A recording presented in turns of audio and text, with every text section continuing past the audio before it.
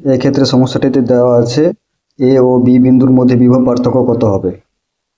ধরি এ থেকে বির দিকে তড়িৎ প্রবাহ মাত্রা আই, আর এফ থেকে এর দিকে প্রবাহ মাত্রা I1, ডি থেকে এর দিকে তড়িৎ প্রবাহ মাত্রা I2। এই বিন্দুতে কারশফের প্রথম সূত্র অর্থাৎ প্রবাহ সূত্র প্রয়োগ করে পাই I = I1 + I2 বা I2 = I - I1।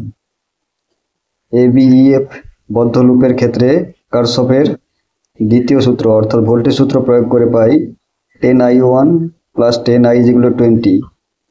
এক্ষেত্রে আমরা ক্লকওয়াইজ প্রবাহ মাত্রাকে ধনাত্মক, আর যেই কোষ ঘড়ির কাঁটার দিকে তড়িৎ প্রবাহ মাত্রা চালনা করবে তার তড়িৎ চালক বলকে ধনাত্মক ধরে পাই।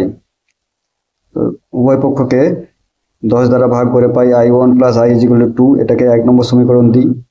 আবার ABCD বদ্ধ লুপের ক্ষেত্রে কারশফের ভোল্টেজ সূত্র প্রয়োগ করে পাই -10I - 20I2 = 50। উভয় পক্ষকে 10 দ্বারা ভাগ করে পাই -I - 2I2 = 5।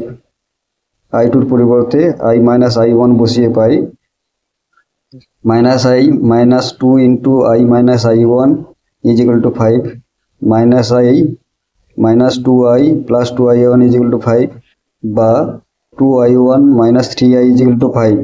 এটিকে আমরা 2 নম্বর সমীকরণ দিই। 1 নম্বর ও 2 নম্বর সমীকরণ সমাধান করি।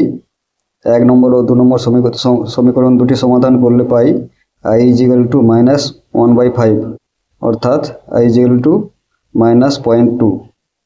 সুতরাং এ থেকে বির দিকে তড়িৎ প্রবাহ মাত্রা হবে -0.2 অ্যাম্পিয়ার।